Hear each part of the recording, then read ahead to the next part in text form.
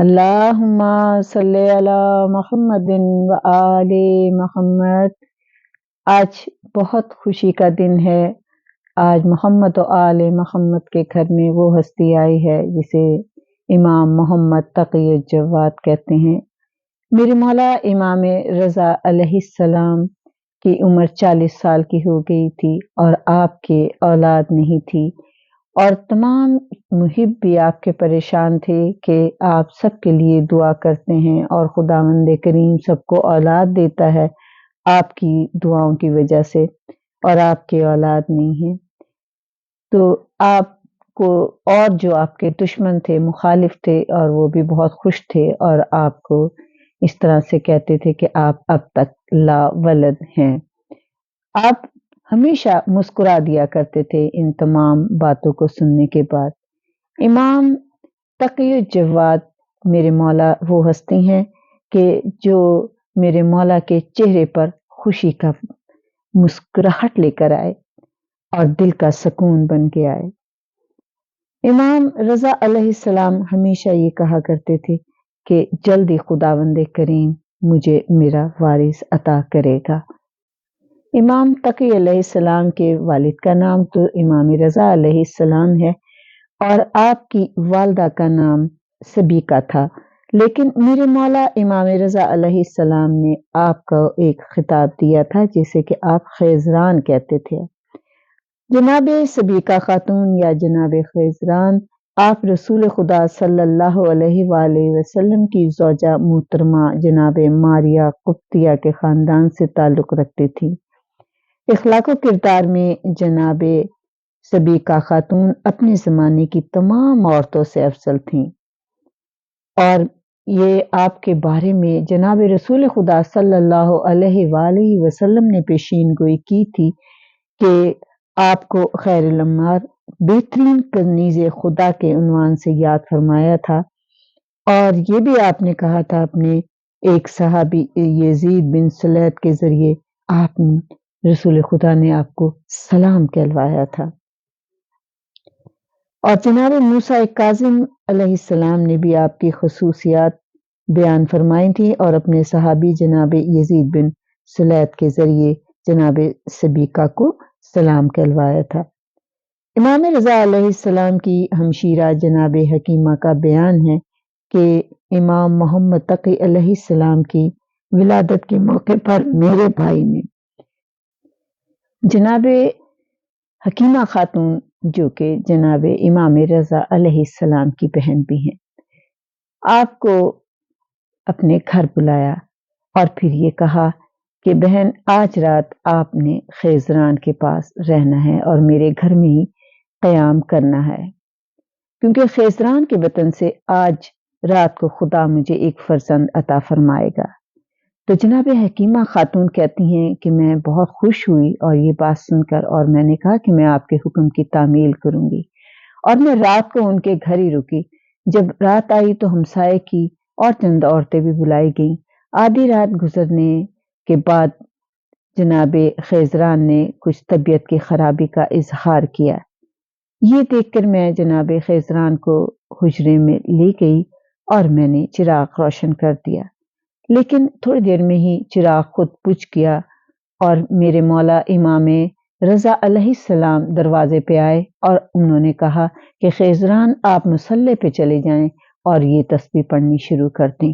جناب خیزران نے تسبیح پڑھنی شروع کر دی، اور چونکہ وہ کہتی ہیں کہ مجھے کچھ نظر نہیں آیا، لیکن تھوڑی دیر میں ہی میں نے دیکھا کہ ایک بچہ جو ہے وہ جا نماز جہاں پہ مصلی پر جناب خیزران تسبیح پڑھ رہی تھی وہیں پر موجود ہے۔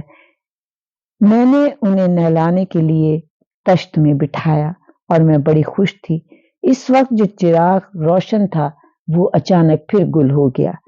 میں اسی حجرے میں مقیم تھی، لیکن اتنی روشنی بدستور رہی، اتنی روشنی کہ میں نے آسانی سے بچے کو نہلا دیا۔ تھوڑی دیر میں میرے بھائی امام رضا علیہ السلام تشریف لائے اور انہوں نے کہا کہ مجھے میرا بچہ دے دیں۔ میں نے ایک کپڑے میں لپیٹ کے ان کو ان کا بچہ دیا۔ آپ نے سر اور آنکھوں کے बोसे देकर मुझे वापस कर दिया।